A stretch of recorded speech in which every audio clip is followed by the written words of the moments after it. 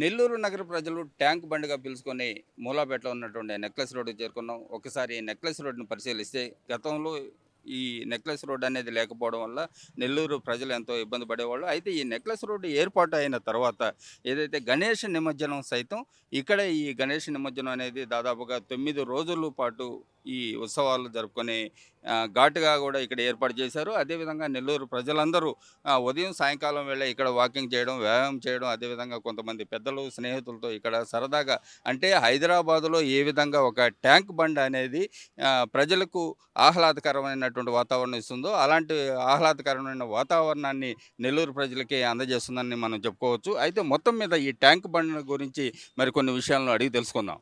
Sir చెప్పండి, ఈ tank bund Nellore ప్రజలకు ఏ విధంగా ఉపయోగపడుతుంది? బాగానే ఉపయోగపడుతుంది. ఇప్పుడు వేస్ట్ అంతా తెచ్చి ఇక్కడ పోస్తున్నారు. కట్టపైన పోస్తున్నారు. అది అంతా స్మెల్ వస్తుంది. అక్కడ నుండి లాస్ట్ వరకు వేస్ట్ అంతా తెచ్చి పోస్తున్నారు. ఇది ఎవరి హయాంలో జరిగిందండి ఈ ట్యాంక్ బండ్ అంతా నిర్మాణం?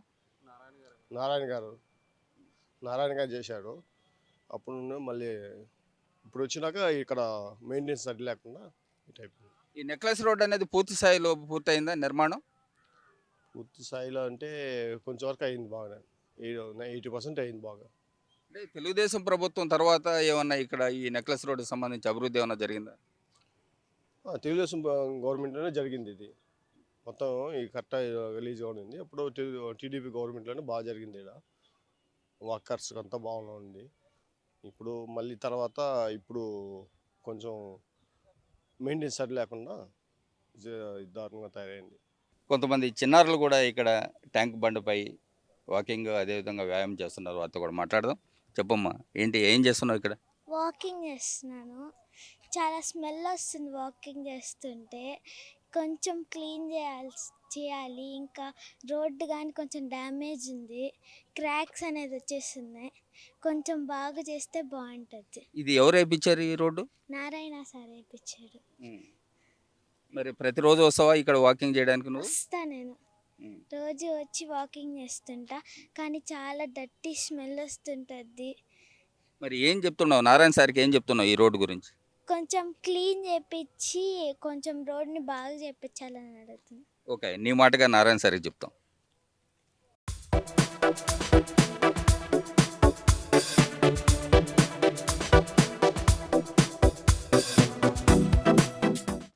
నెల్లూరు ప్రజలందరూ కూడా ట్యాంక్ బండ్ అని చెప్పుకునే నెక్లెస్ రోడ్కి ఇప్పుడు చేరుకున్నాం. అయితే ఈ నెక్లెస్ రోడ్ గురించి కొంతమంది పబ్లిక్తో మాట్లాడే ప్రయత్నం చేద్దాం. మీరు ఏ ఊరండి మీది? మాది ఈ ఊరే మూలాపేట. ఆ. ఏంటి ఎలా ఉంది ఈ నెక్లెస్ రోడ్ అనేది? ఇప్పుడు నారాయణ సార్ వచ్చిన తర్వాత బాగుంది.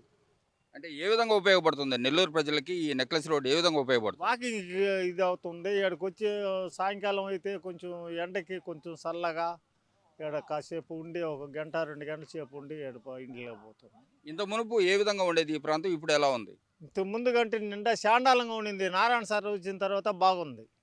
ఆయన చేసిన తర్వాత నెక్లెస్ రోడ్డు బాగుంది. సార్, నెక్లెస్ రోడ్ అంటే నెల్లూరు ప్రజలకి ఒక ట్యాంక్ బండి అని గుర్తొస్తుందా? వస్తుంది సార్, బాగానే ఉంది. చాలామంది ప్రజలు వస్తున్నారు, బాగా ఆనందంగా ఉన్నారు. చిన్న పిల్లలతో వచ్చి ఎంజాయ్ చేస్తున్నారు. బాగా కళకళలాడుతా బాగుంది. అంతకుముందంటే ఈ నెక్లెస్ రోడ్ లేదు కాబట్టి జనాలకి ఎవరికి తెలియదు. ఇప్పుడు ప్రతి ఒక్కరూ దాన్ని యూజ్ చేసుకుంటున్నారు.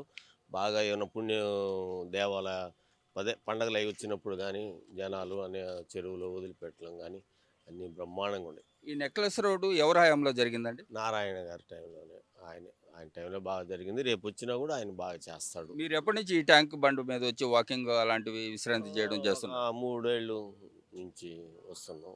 బాగా హ్యాపీగా ఉంది. ఇంకా ఏం కోరుకుంటున్నారు నెల్లూరు ప్రజలు?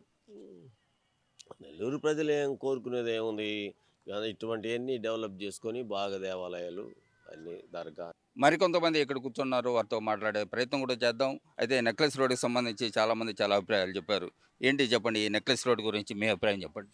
సరే, ఈ నెక్లెస్ రోడ్డు వచ్చిన తర్వాత అందరూ వాకింగ్ ఇక్కడికే వస్తున్నారు. ఈ చుట్టుపక్కల వాళ్ళంతా ఇంతకుముందు ఏసీ సుబ్బారెడ్డి స్టేడియము లేకపోతే విఆర్సీ గ్రౌండ్ ఇట్లా వెళ్ళాల్సి వచ్చేది. ఇది వచ్చిన కాడ నుంచి ఇదే ట్రాక్ మీద అందరూ నడుస్తున్నారు. కాకపోతే కొంచెం ఇబ్బంది ఏంటంటే వెహికల్స్ ఇటు వదిలేశారు.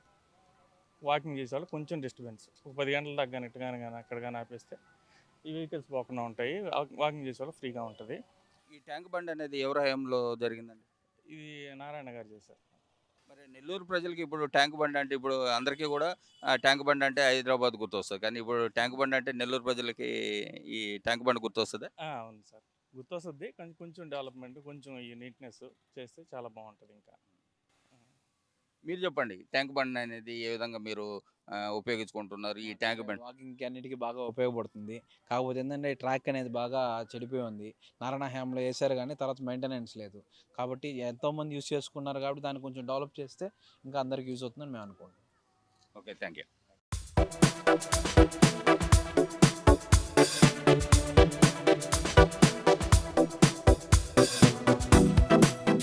సుమన్ టీవీలో మీ పర్సనల్ అండ్ బిజినెస్ ప్రమోషన్స్ కోసం కింది నెంబర్కి కాంటాక్ట్ చేయండి.